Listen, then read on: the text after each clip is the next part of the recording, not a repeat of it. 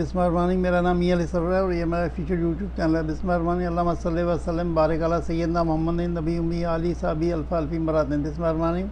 मेरे प्यारे बहन भाई और बच्चों, अस्सलाम वालेकुम व रहमतुल्लाहि व बरकातुहू। अल्लाह के फजल से, उसकी तौफीक से, उसकी इजाज़त से मैं आपकी खिदमत में हाज़िर हूँ और एक अच्छी इन्फॉर्मेटिव वीडियो लाया हूँ। देखिएगा, मेरे लिए दुआ कीजिएगा।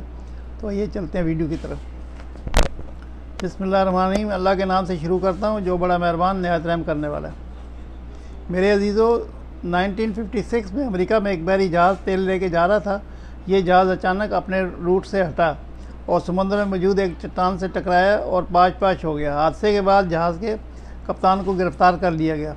उससे हादसे की वजह पूछी गई। कप्तान ने बताया कि वह जहाज़ के डेक पर खड़ा था। आसमान बिल्कुल साफ़ था। अचानक आसमान से आबशार की तरह पानी गिरा और पानी के साथ आसमान से एक मोटी ताज़ी भैंस नीचे गिरी। भैंस के गिरने से जहाज़ का तवाज़ुन बिगड़ गया और ये चट्टान से टकरा गया।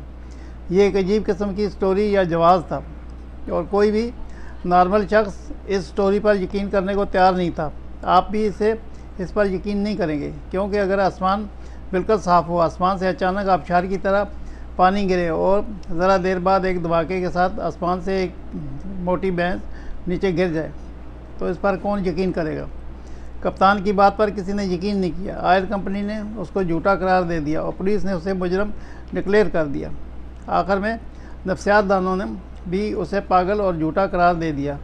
कप्तान को पागल खाने में दाखिल किया गया। ये वहाँ पे 25 साल तक कैद रहा। इस कैद के दौरान ये हकीकतन पागल हो गया। इस कहानी का एक पहलू था और इस पहलू को देखने, सुनने और पढ़ने वाले इस कप्तान को पागल या झूठा कहेंगे। अब आप कहानी का दूसरा एंगल मुलाजा कीजिए। इस एंगल के आखिर में आपको ये कप्तान दुनिया का मज़लूम तरीन शख्स दिखाई देगा। इस वाक़े के 25 साल बाद एयरफोर्स का एक रिटायर्ड अफसर ने अपनी यादाश्तों में मबनी एक किताब लिखी। इस किताब में उसने इंकशाफ किया कि 1956 में एक पहाड़ी जंगल में आग लग गई और उसे आग बुझाने का टास्क दे दिया गया। उसने इस जहाज़ के साथ पानी का एक बहुत बड़ा टैंक बांधा और इस टैंक को झील में डुबोकर भरता था, जंगल के ऊपर जाता और पानी आग पर गिरा देता।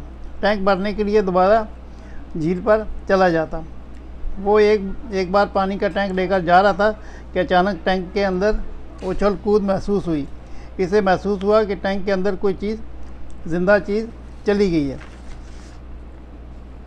और अगर इसने टैंक नीचे ना गिराया तो इस चीज़ की उछल कूद की वजह से इसका जहाज़ गिर जाएगा। इसने फ़ौरन टैंक खोल दिया और टैंक से पानी की एक आबशार सी नीचे गिरी और इसके साथ ही मोटी ताज़ी भैंस भी नीचे की तरफ गिर गई।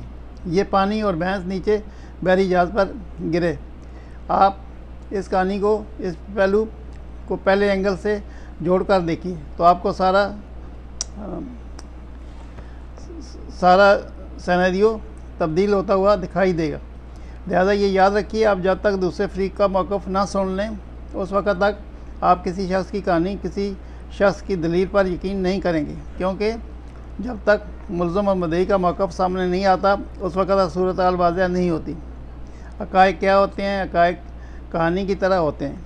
लिहाजा आप जब तक किसी कहानी का दूसरा पहलू या इसका दूसरा एंगल नहीं देख लेते, इस वक्त तक वो स्टोरी मुकम्मल नहीं होती, उस वक़्त तक हकीकत आपके सामने नहीं आती। लिहाजा ज़िंदगी में जब भी कभी आप ऐसी सूरत हाल का शिकार हों, हमेशा दोनों फरीक़ान को सुनने के बाद फ़ैसला करें।